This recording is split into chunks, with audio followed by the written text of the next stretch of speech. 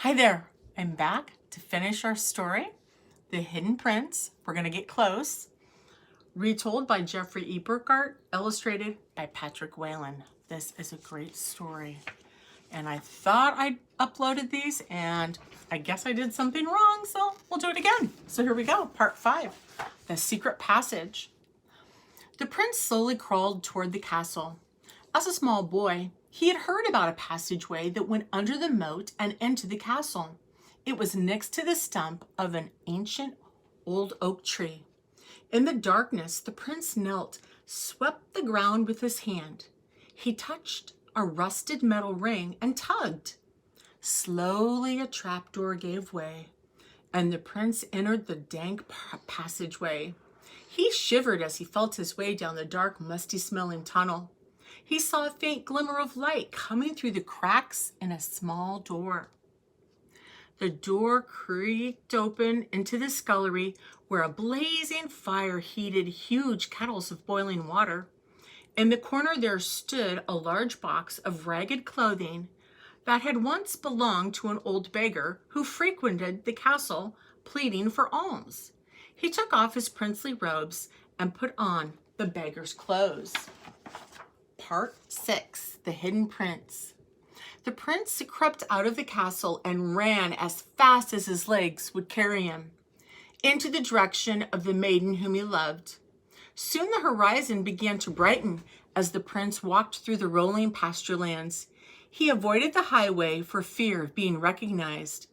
At daybreak, he stopped by a shallow pond. As he kneeled to take a drink, he saw his reflection in the water. His hair was messed, and his face and hands were dirty. He was pleased with the effect. With a few days' growth of beard and his beggar's clothing, he was sure that no one would recognize him. As he looked into the still water of the pond, he noticed that his father's golden medallion still hung about his neck. He quickly tucked it beneath his shirt. If I don't keep this hidden, he thought, everyone will know who I am before the day is out. Having concealed his identity, the prince walked on in the direction of the farmhouse where he knew his destiny awaited. I'm going to keep going. Part 7, The Journey Back. Let me go on this side so you can see these wonderful illustrations. The prince walked for many hours. By evening, he was famished. He saw a light through the window of a farmhouse and saw a moving shadow cast by the firelight. He quickened his pace as he heard the cry of a wolf in the distance. What will I say? Will they give me shelter, or will they be frightened and chase me away? The prince drew up his courage and knocked on the door. Who's there? Came a gruff voice of a man from inside. A traveler in need of some food and a place to rest, replied the prince timidly. The prince heard the sound of the latch opening. An old man peered out through the darkness. He took a long look at the prince before he spoke. The wolf howled again. So you want a safe place to spend the night, do you? asked the old man. Yes, please, if you would be so kind, answered the prince. Well, said the old man, peering into the eyes of the prince, you'll have to do something for me in return. I'll do whatever I can, said the prince. Very well, said the old man. Chop my wood and stack it in a pile. Then I will give you some supper and let you sleep in the barn until the morrow.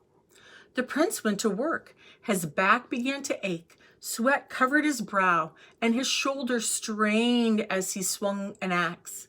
Soon his hands were blistered and bleeding. On and on he chopped as he slowly axed his way through the pile. Next, he neatly stacked the wood at the side of the barn. The wood seemed to get heavier as he carried each piece to the stack. His back was bruised and his clothes were soaked with sweat. Never in his life had he worked so hard or been so hungry or thirsty. He felt the touch of a hand on his shoulder as he turned. His eyes met those of the farmer. You have worked well, said the farmer with a fatherly smile. Come inside and I will prepare something for you to eat.